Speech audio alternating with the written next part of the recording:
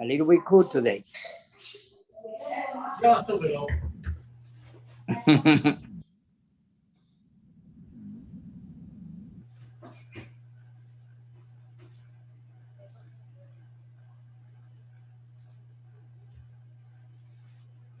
Now we just wait and see for other people to join. He coming soon. Gina coming back soon. It's in the room for the baby. That's okay. I'm waiting for the other people to log in too. Yeah. She can take her time. I know.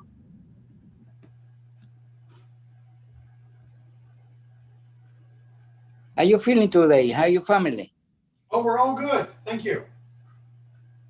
Yep, everything's fine. Yeah, very good.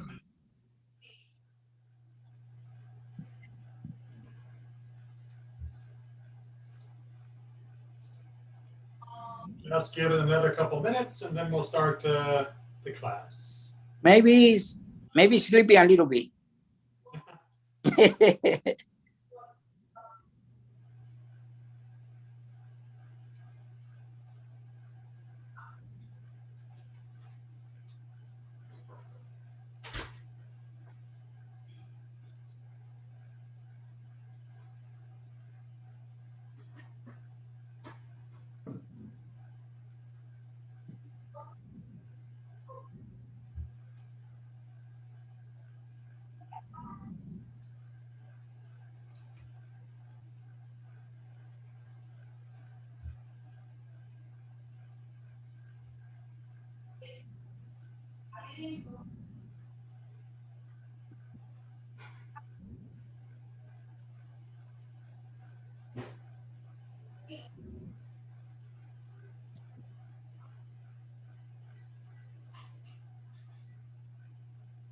All right, just a little more since people seem to be having some trouble getting in. Yeah, maybe the Wi-Fi. Could be, the internet at the synagogue was down because there was a lightning strike. Oh yeah.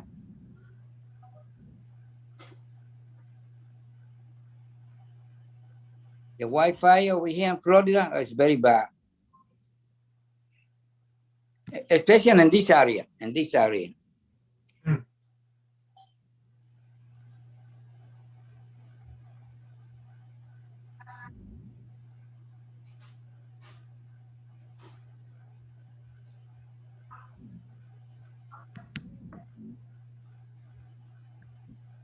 All right, well, I think we've given a reasonable amount of wait time, so let's go ahead and get started. Yeah. We are picking up in chapter 4 of Yevamot, of course, and we are on Mishnah 9. And we are going to continue our discussion of what happens when things are done slightly out of sequence. As you'll see, in this particular case, it's somebody jumping the gun, you might say. So let's go ahead and begin chapter 4, Mishnah 9. In the case of a widow waiting for her Yavam to consummate levirate marriage or perform chalitza with her, and the brother of the Yavam betrothed her sister. All right, let's make sure we've got the situation clear in our head. You have the woman, and she is waiting to get married to the brother of her husband. One of the other brothers gets engaged to her sister, right? One of the other brothers gets engaged to her sister. Now, there's a problem here, of course, because the brother who's getting engaged to her sister, even though he's not the principal person involved in the levirate transaction, he's not the eldest apparently, he's not the one making the decision, yes or no, until the original widow's status is resolved, he is partially connected to her. So by betrothing her sister, he is now potentially being married to the sister of the woman that he is partially connected to through the levirate bond. So the question becomes, since he's in this gray area of betrothal but not finalizing the marriage, what should happen? And this is where we continue. They said in the name of Rabbi Yehuda ben Betera, they say to the brother, wait, and do not marry the woman you betrothed until your father performs the act, either of chalitza or of consummating the levirate marriage. As until he does so, there remains a levirate bond between the Yevamot, the widow, and all of the brothers. And it is prohibited to marry the sister of a woman to whom one is bound by the levirate bond. So basically what they're saying is, if he could just wait, I mean, he shouldn't have gotten betrothed anyway, but if he had just waited, then he could have, could avoid the problem. Just don't finish the marriage with the actual second half of the marriage process. Wait until your brother takes care of either yibum, getting married to the widow, or chalitza, where he releases her, and just hold your horses. Is that part clear? Okay. Very clear. If a brother who of the one who betrothed the sister of the Yevamah performed chalitza with the Yevamah, or consummated a levirate marriage with her, since by doing so the levirate bond between the Yevamah and the one who betrothed her sister is dissolved, he may enter into marriage with his wife, who until this point was only betrothed to him, as she is no longer the sister of a woman to whom he is bound by a levirate bond. So that's the ideal. If he waits, and then the brother who is the one who has the option of doing chalitza or of getting married, once that is taken care of, then this extra brother can get married and everything will be fine. Yes, Eric? So, Rabbi, the brother can technically, if he wanted to hold it up, he could prevent the woman from getting remarried and his brother from potentially getting married? In this particular situation, yes. But eventually the court will lean on him to make a decision of either performing chalitza and releasing her, or of doing yibum and marrying her. But yes, technically during this period, if he was to say, I'll tell you tomorrow, I'll tell you tomorrow, I'll tell you tomorrow, theoretically that would keep his brother from getting married, and it would keep her from getting married to anyone else, of course. But on certain situations, I noticed they would make them wait sometimes. Like, does he have standing to make the court take an action against him, or does only the Yevamah have standing? Really, in this case, it would just be the widow who would be able to petition the court to make him make a decision. Oh, so the brother and the sister cannot petition the court? Well, no, because the other brother, the second brother who got married to the sister, he is also bound by yibum. He is bound by the levirate process. So he can't, he has already jumped the gun, if you will, by getting betrothed in the first place to the sister of a woman that he is bound to by levirate marriage. So it's not like he comes out of this it's not like he hasn't done anything wrong. He really should have waited. All right. Because he kind of painted himself into this corner. Okay, now, similarly, if the Yevamah, the widow, died, since his levirate bond to her is dissolved upon her death, he may proceed to enter into marriage with his betrothed wife. So this is another way out of the snag. If the widow dies, then he can marry the sister of the now deceased widow, and everything is fine. However, if the Yavam died, that is to say, the other brother, and hypothetically there was only one other brother in this situation, if the brother who was going to make the decision about levirate marriage or chalitza, if he dies without performing an act that would have dissolved the levirate bond, then he, the second brother who's married to or who's betrothed to the sister, he must divorce his wife with a bill of divorce, meaning he has to divorce the woman that he is betrothed to, the sister, as she is forbidden to him as the sister of a woman to whom he is bound by a levirate bond. You can't marry your wife, even pseudo-wife's sister.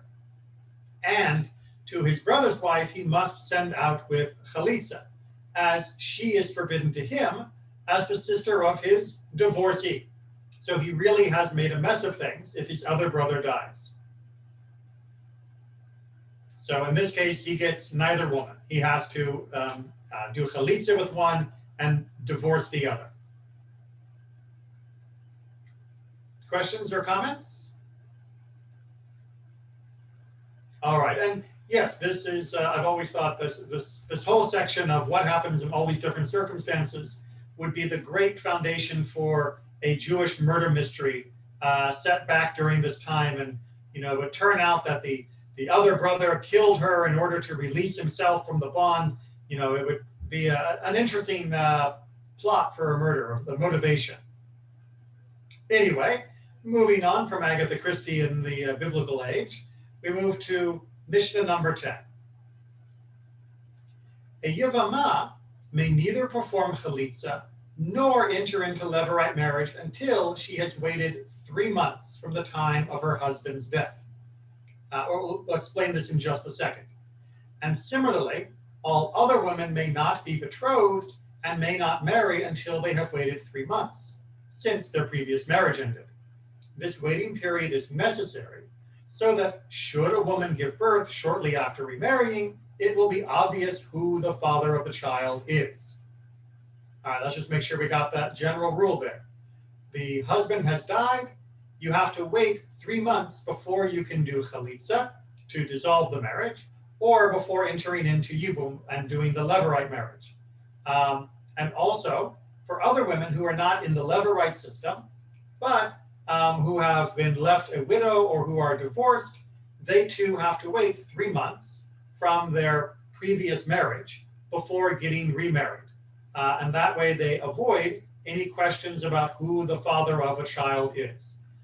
Because after 3 months, it'll be pretty clear that it wasn't the previous husband who was the father of that child. Make sense? Basic biology. This applies both to virgins and non-virgins, both to divorcees and widows, and both to women who were married to their previous husbands and women who were only betrothed. Meaning all of these women must wait 3 months before remarrying, even though for some of them the reasons for doing so does not apply. Meaning that if they were only betrothed, presumably they were not actually engaging in intercourse. And if she is still a physical virgin, again, presumably they were not engaging in intercourse. Now, both of those presumptions could be wrong, but even if they were true, we still make the general rule that from a previous marriage to a remarriage, there must be at least a 3-month gap. Rabbi, Yes. what do you mean by physical marriage? You mean hasn't been horseback riding or literally physical virgin? So it can mean multiple things, right? So if the physical virginity was lost through a non-sexual act, then that's handled under a separate set of rules of establishing that at the time of the marriage. But it would be well established. And then, of course, there wouldn't be an issue of could she have gotten pregnant? Obviously, she could have, and there would be no physical evidence of the intercourse.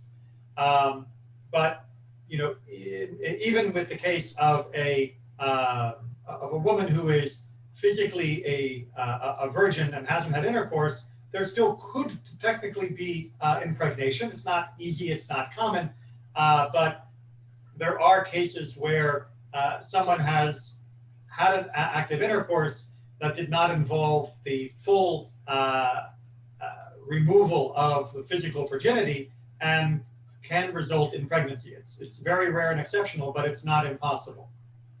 So we're talking about when you say physical, we're talking about it means no horseback riding or anything, right? Right, yes. All right. But even they have to wait 3 months. Rabbi Yehuda, on the other hand, disagrees. Rabbi Yehuda says, the women who were married to their previous husbands may be betrothed, and the women who were only betrothed to their previous husband may marry without waiting 3 months. So he is arguing that if a woman was actually married, then she can get betrothed immediately, but then still has to wait before she would actually get married. But a woman who was only betrothed, in which case we assume they were not being intimate because it's not allowed, officially it's not permitted, then they can get married immediately because we don't have to worry about the woman being pregnant from the previous husband. He does qualify this, however. This is true except for the betrothed woman or women that are in the area of Judea, due to the fact that the groom is familiar with her. Excuse me. The custom in Judea was for the couple to be secluded together before the marriage, so that they would become familiar with each other. This led to the possibility that they might cohabit, they might actually have sex, even during their betrothal period. Rabbi Yehuda holds that one does not need to wait 3 months whenever this reason for doing so does not apply. So he's being very specific. If there's no reason to think this was a problem, you can go ahead and get married. You don't need to wait the 3 months. If there is a reason to be worried, then we'll handle it in that case. Rabbi Yossi, on the other hand, says all of the women may be betrothed within 3 months, even if they were previously married, except for a widow, due to the mourning period she must observe for her deceased husband. So he is even more lenient, saying everyone can get betrothed, you just can't get married. The only people who can't get betrothed are the women who are women who are widows, because they will be in mourning. They will be, sad about the loss of their previous husband. And even if they're not, very important in Jewish law in general, they still have to observe a proper period of mourning on behalf of their previous husband. Judaism recognizes that not everyone may have been so passionately in love with their previous husband who just died that they are going to want to mourn him. Some may even feel relieved. However, mourning is not purely about how the individual feels. It also is about showing proper respect for the human life that has been lost. So even in those cases, you would still delay out of respect for the deceased. It may interest you all to know, both Rabbi Yehuda and Rabbi Yossi lose this argument in the final halacha, and indeed, everybody waits 3 months regardless. Okay, everyone's good with 10, then we'll move on to 11. In a case of 4 brothers married to 4 women, and some of the brothers die childless, their wives thereby become Yevamot, the women who are waiting for levirate marriage. If the eldest of the brother who survived wishes to consummate the levirate marriage with all of his Yevamot, he has permission to do so. All right, let's just make sure we got that. We've got the eldest who has the first right of refusal, and there are a bunch of brothers who have all died at the same time, tragic boating accident, I don't know. And so now all of their wives have become Yevamot. They were all waiting for levirate marriage. If the eldest brother wants to marry all of them at the same time, he is allowed to do so. I should point out that the halakha does also recommend, however, that people should discourage him from doing this. That generally speaking, marrying multiple women is really frowned upon in Jewish practice, even if it's permitted in Jewish law. And definitely in this case, it doesn't seem like a great idea. Yes, Eric? Can he go over the 4-wife limit in this situation or no? Theoretically, yes. However, there is a general rule in Jewish law that you do not marry more than 4 because nobody is actually physically capable of sustaining more than 4 in a proper way. There were special exceptions made for kings because of diplomacy and politics. But for the rest of us, even if the person was very wealthy, 4 was really meant to be the hard limit. In the case of one who was married to 2 women and died childless, right? So remember, first case, 4 brothers, 4 women. Now we have 1 brother, 2 women. the intercourse or chalitza of either one of the wives of the Yavam releases her rival wife from the levirate bond. And the rival wife need not enter into levirate marriage or perform chalitza.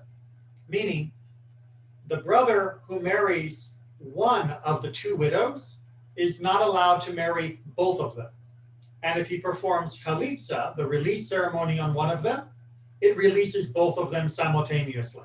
One because of the ceremony, and the other because, having dissolved that bond, the bond is now released for all of them. But both are not rival. What's that? They're both women, okay? The wives Yes. are not a rival. They're not what's the name of this? Yes. A widow? No widow. Oh my God. 1 second.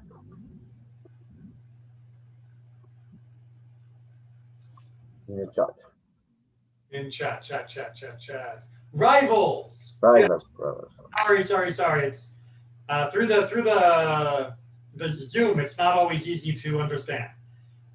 So yes, exactly. That's the problem, right? So he can only marry one or do chalitza for one because they are rivals to each other. So he is. But we didn't say that if you cancel one, you cancel both. Yes, and that's what happens here. If he does chalitza with one, then he did chalitza with all of them. So it's a package of both or none.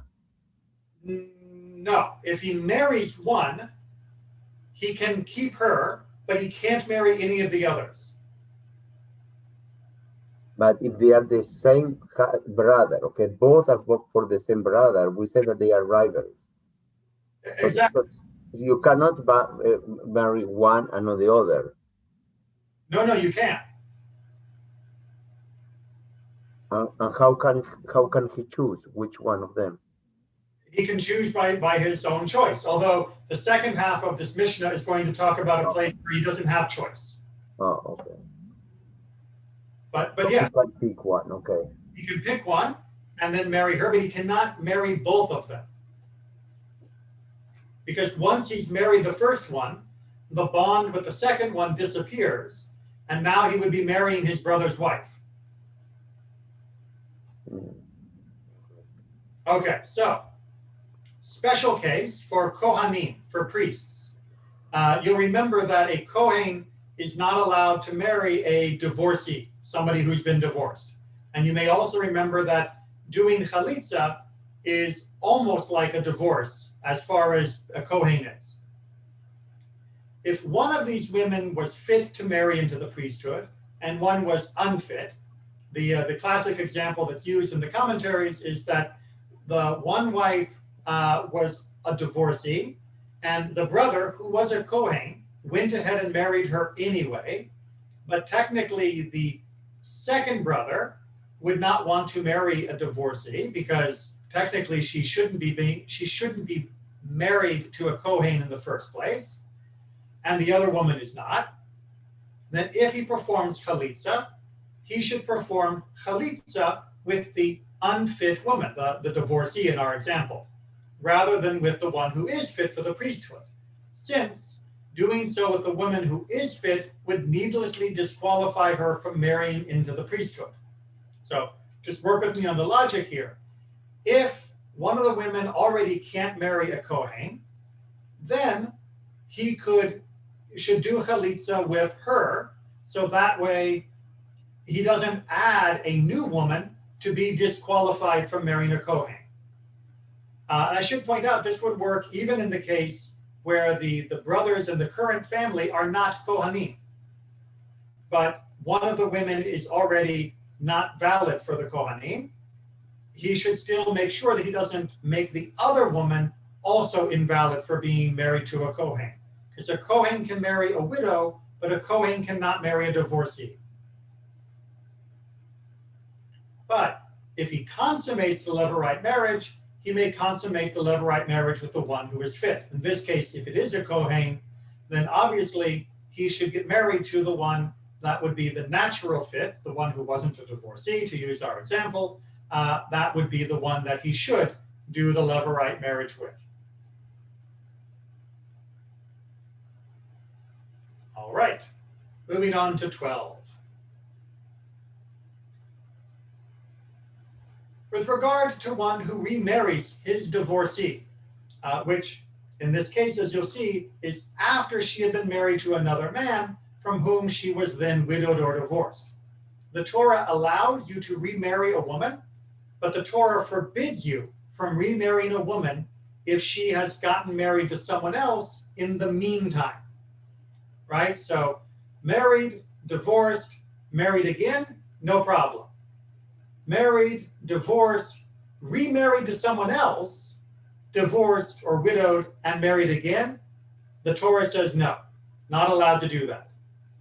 In our Mishnah here in 12, we are talking about a remarry after she is already married to someone else in the meantime. So, we said that widow is okay for the Kohen. No. This is we're talking about just regular people. Yeah. Just a regular Jewish guy of any kind cannot remarry his own divorced wife. If she married someone else and become to be divorced or widow. Exactly. Why? Why? Because that is basically like a legalized version of adultery. Why?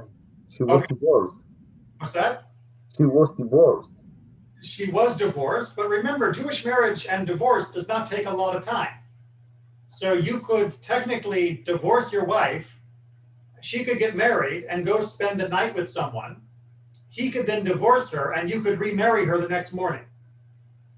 Okay. Right? That's you don't have to have a $30,000 wedding. And divorces didn't require lawyers back then.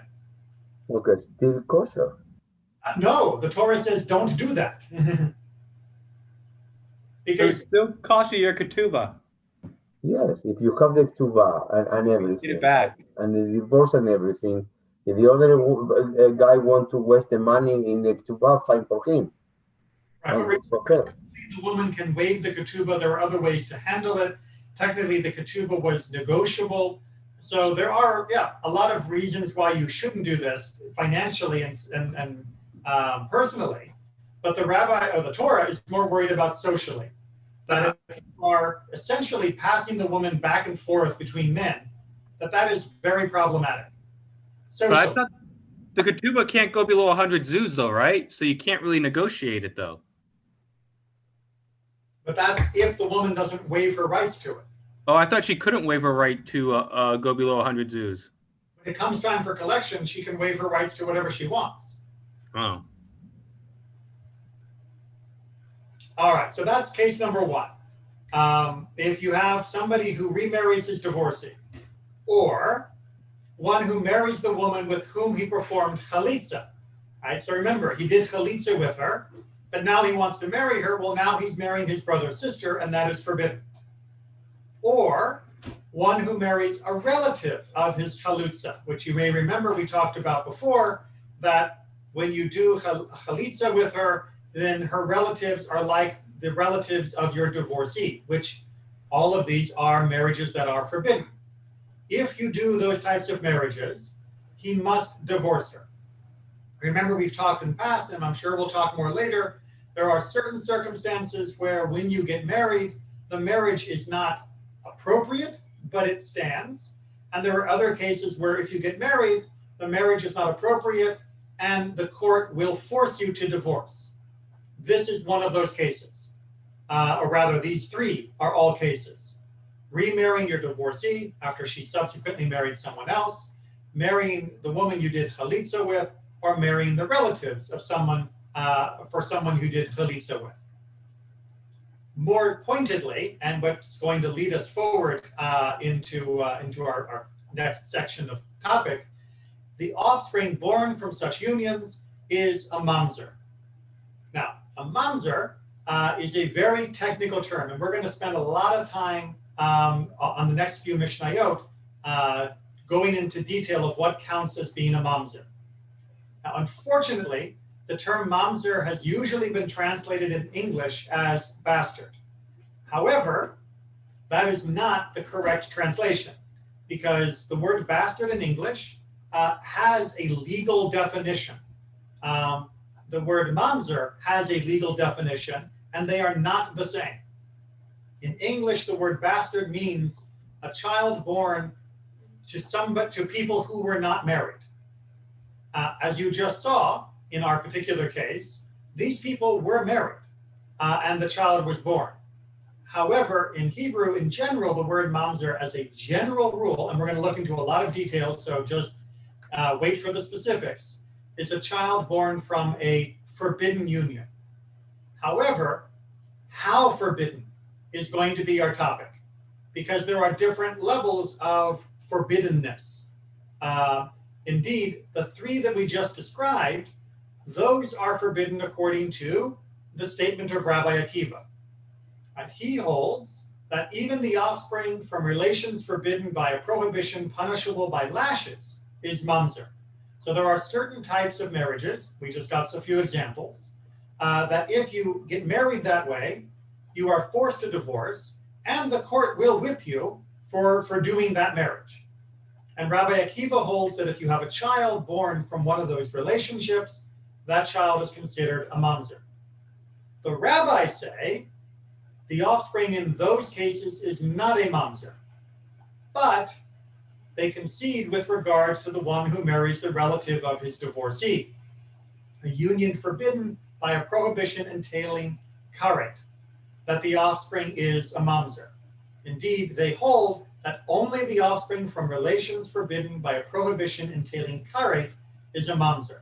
So the word karet is to be cut off, and it is a technical punishment that is described in the Torah for certain types of relationships. In this case, the marriage to your divorced wife's family. And that's one example. We're going to get a lot more. That is what the rabbis hold is the definition for mamzer. The relationship had to be a karet offense, not merely lashing. Make sense? Well, like I said, we're going to get a lot more examples and a lot more detail, but in general, is the pattern here understandable? Karet was when they put a soak here, correct? No. That's strangulation. So what was karet? Karet, the court does nothing technically. Karet is when it's considered death at the hands of heaven. Yeah. Okay. Right, when it says, and you will be cut off from your community, from the people, that's karet. Now, there are cases where punishment goes along with that, most famously for adultery, but the Torah has to mention karet, or the rabbis have to have interpreted karet as being the punishment in order for a relationship to reach a level that will produce a mamzer. Now, if the wife that he divorced, okay, never married again, he can remarry her. Absolutely. And what happens if she married and she's married for 5 years and decide to divorce and marry again? Already passed a lot of years, a lot of time. Still can't permanently. Permanently. Once she gets remarried, she is not allowed to marry him again. Okay. Which offspring of a forbidden relation have the status of mamzer? All right, so having introduced the topic of mamzer in our previous Mishnah, this Mishnah now wants to go into more detail, which is a fairly normal pattern of how the Mishnah raises a topic and then investigates, raises a topic, and then investigates. It is the offspring of a union with any next of kin that is subject to a Torah prohibition that he should not engage in sexual relations with them. This is the statement of Rabbi Akiva. So the easiest way to describe this in English would be incest, right? If brother and sister, or father and daughter, or son and mother, if they have sex and have a child, that child is considered a mamzer. That is according to Rabbi Akiva. Shimon Hatimni says, it is the offspring of a union with any forbidden relation for which one is liable to receive karet at the hand of heaven. So he is more narrow, right? Not just any person that you can't have relations with, but there are specific ones that get the term karet. Now, the ones I described in my previous example are also included. And the halacha is in accordance with his statement. So karet is our measure. Rabbi Yoshua, he adds a little wrinkle. It is the offspring of a union with any forbidden relation for which one is liable to receive court-imposed capital punishment. So he is saying it actually has to be a slightly more stringent version, where not only is karet the issue, but you will be executed by the court. Rabbi Shimon ben Azai said, I found a scroll recording people's lineages in Jerusalem, and it was written in it that so-and-so is a mamzer from an adulterous union with a married woman, a sin punishable by court-imposed capital punishment. The only reason for the scroll to state the reason that this individual is a mamzer is in order to support the statement of Rabbi Yoshua. Now again, the rabbis are the ones who win this argument long-term halacha, which is karet is our benchmark. All right, questions or comments before we get into a few more who's permitted to whom? I was thinking that the positive aspect from Rabbi Yeshua that give you more leniency. Yes, it does. Right, it means that there are. And usually the rabbi in those social issues takes a more lenient way.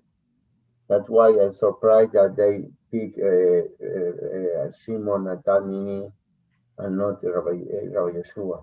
So when it comes to being lenient, and indeed, as you said, and as we've talked about before, when it comes to a mamzer, the rabbis are trying to be lenient where they can. It's that phrase, where they can, that is very important, meaning that the rabbis are willing to take leniencies that they believe are in keeping with the correct interpretation of the Torah law itself. They are not willing to invent leniencies. They're not willing to create leniencies by stretching the interpretation. So when they say that a mamzer is born from a karet union, that is their clear interpretation in their mind of what the Torah has said. If they want to try and get someone off the hook, they will have to look for leniencies in other places, whether it be leniencies of how long the person might have been pregnant without knowing it, or other type of extenuating circumstances, or whether or not the original marriage could be undone either retroactively or believe that there were problems with it. There's all sorts of ways that they can look for leniencies to prevent a mamzer, but they are not going to change the basic definition of what is a mamzer to create that leniency. So there are loopholes and there are loopholes. And the rabbis don't just use any loophole they can imagine. They use loopholes that they believe are consistent with the text of the Torah, which of course means it's not a loophole. It is built into the Torah itself. So yeah, sometimes where we can see where they would have been, where we might be tempted to create a loophole that the rabbis simply say, nope, that loophole ain't there. But over here, here's another explanation that might work. And that's been a very important part of Jewish reasoning for implementing the law for a couple thousand years. Second category, now going back to the idea of who you can get married to. If a man's wife died, he is permitted to her sister. Remember, you're only not allowed to marry a sister while your wife is still alive. If he divorced her and then she died, meaning the first wife, he is permitted to her sister. Same reasoning, the wife is dead. The first wife is dead. If he divorced his wife and then she was married to another and then died, he is permitted to her sister. So in all of these cases, what is important is not her divorce or her remarriage. What is important is the first wife can no longer be alive when you marry the sister. If his Yevamah died, meaning the woman that he was going to marry that was connected to his brother, he is permitted to her sister. If he performed chalitza with her and then she died, he is permitted to her sister. If after chalitza she was married to another and then died, he is permitted to her sister.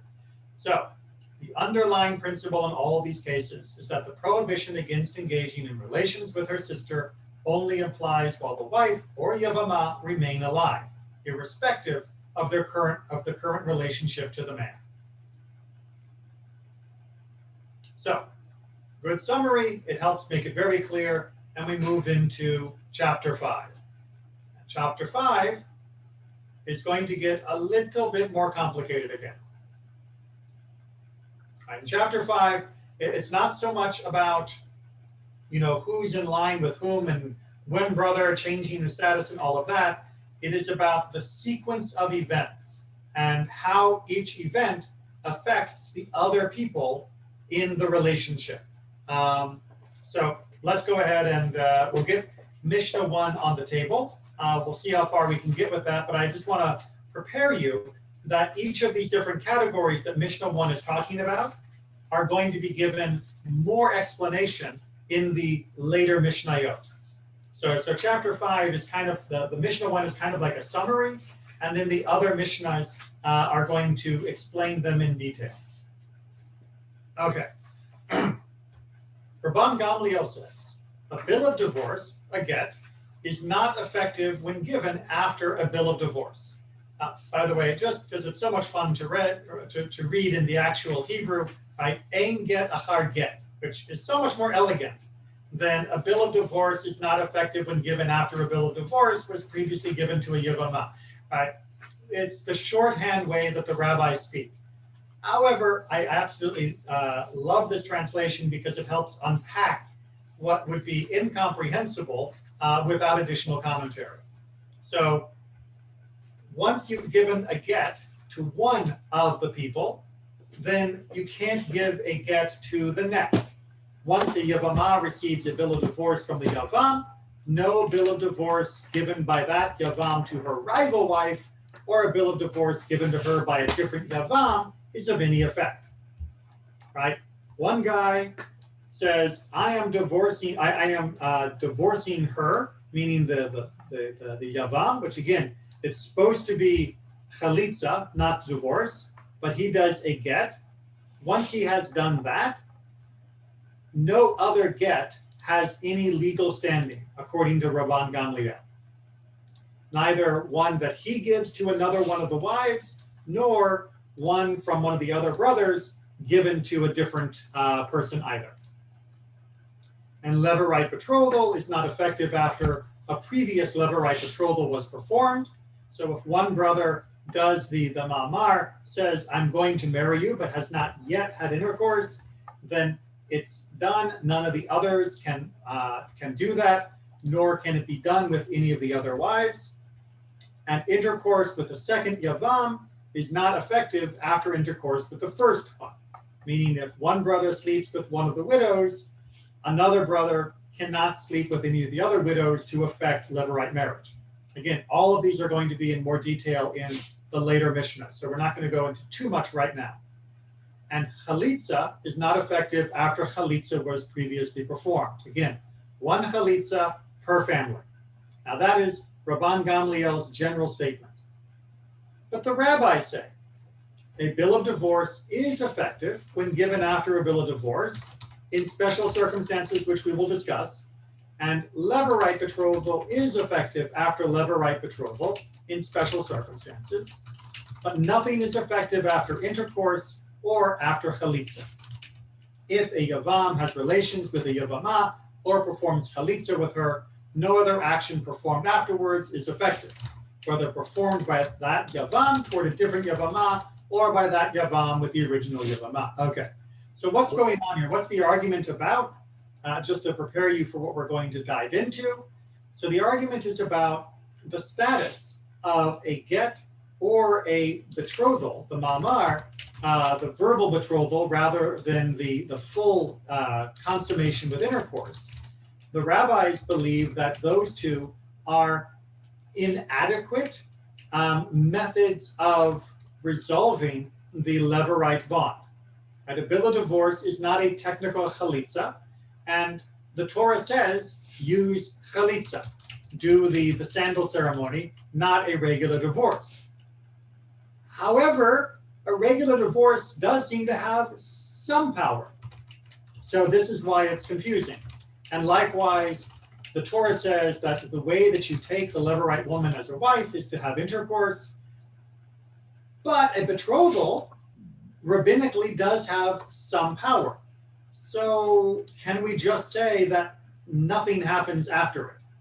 Now, intercourse and chalitza, of course, those are the two main versions that the Torah describes very clearly of how this is meant to work. So if those happen, then indeed everything else has been cleared because you have hit that perfect Torah benchmark.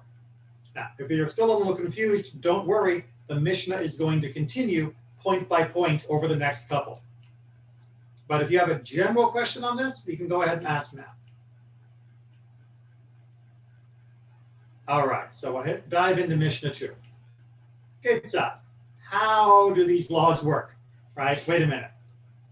I'm going to need more detail, says the anonymous author, who of course has the detail ready to go.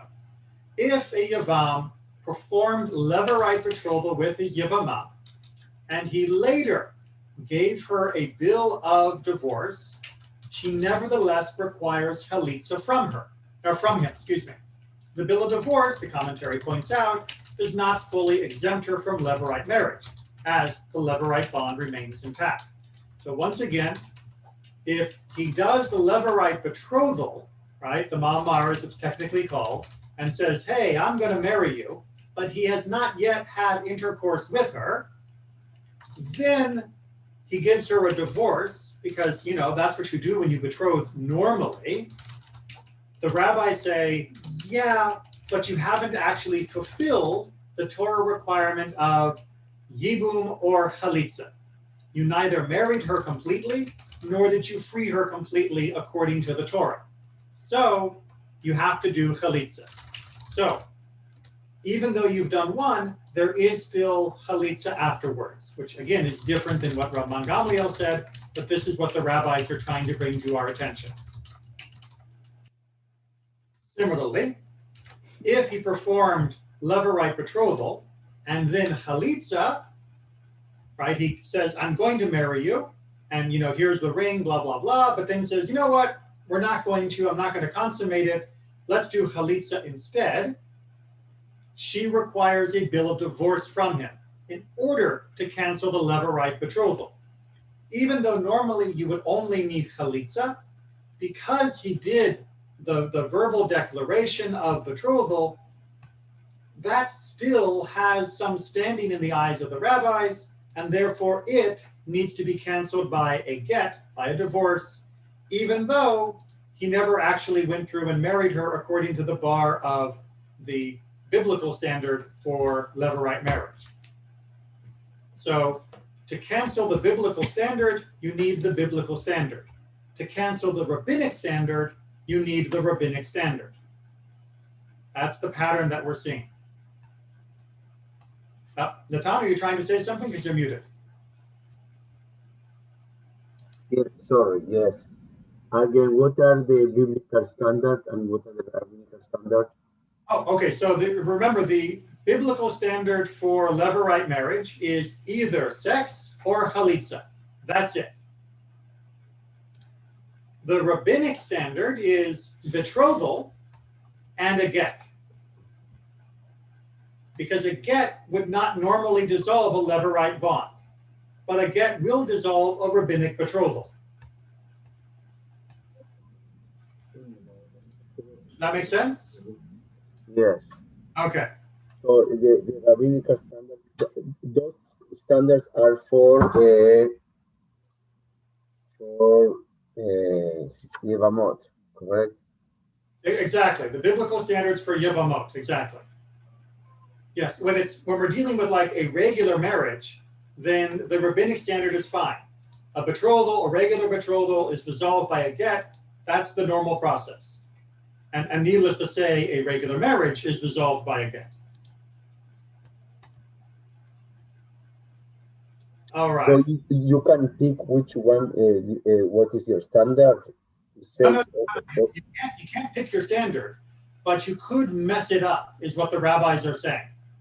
So what we're dealing with here in Mishnah 2, and we'll see in a few more examples, what we're dealing here in Mishnah 2 is somebody decided to do these things and they didn't really consult with the court, with the rabbis, about the right way to do it. So some guy says, you know what, I'm going to betroth you. And then he goes, no, never mind, I don't want to go through with it. Okay, so levirate, that means I need to do a chalitza. And the rabbis show up and go, no. If you do the betrothal, that means you need to do a get. Right? And why if you did the sex, you need a chalitza? Because if you did the sex, you're already married.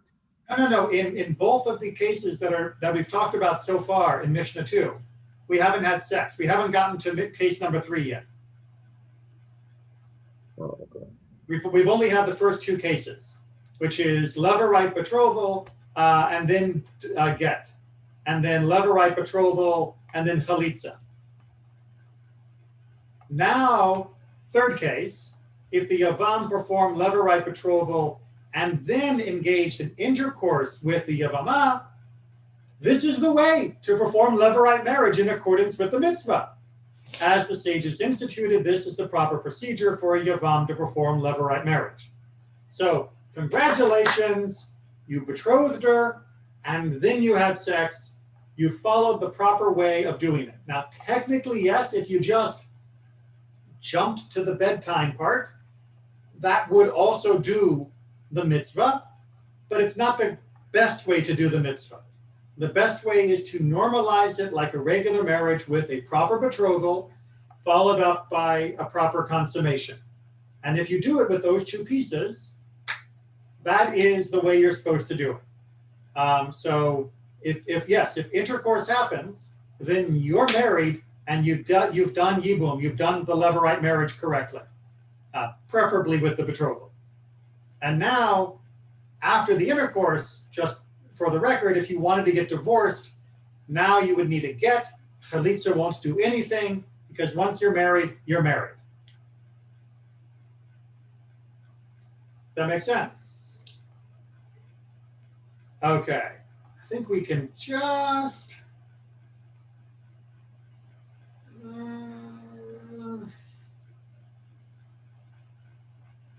You know what? I think we're going to save Mishnah 3 because Mishnah 3 goes into Mishnah 4. Let's go ahead and hold it here because it's more of the back and forth of if you do one thing or another thing out of order or out of proper style, how do we handle it? Yeah, I think we're going to go ahead and we'll save Mishnah 3 and 4 for next week because they go together. Sometimes it's hard to hit pause.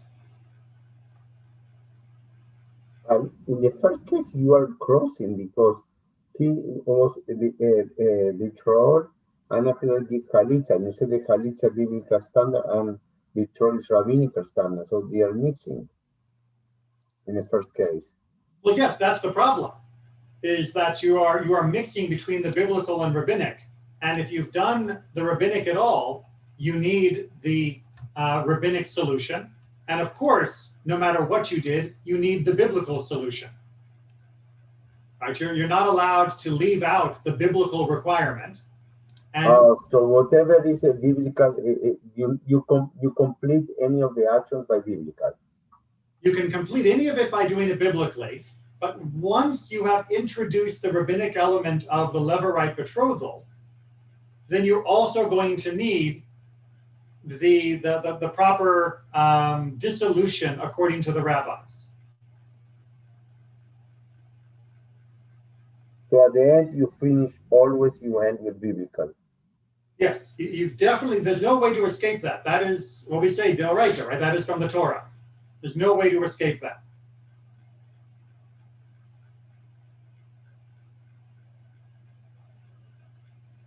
It's not kosher if you don't meet the minimum biblical requirement. So that's why withdraw and get is just rabbinic is not enough. That's why you still end up with chalitza even though you gave a get. Yes. Okay. Any other questions before we wrap it up for today? All right. Take care, everyone, and be well. And we'll be studying again next week. Yeah, next week is not Purim yet. Yeah. No, next week is not Purim yet. If it was Purim, then we'd have to skip. But Purim's next Thursday night. Yeah, that's why I was thinking, okay, which day was? Okay, good. Thank you, Rabbi. Thanks for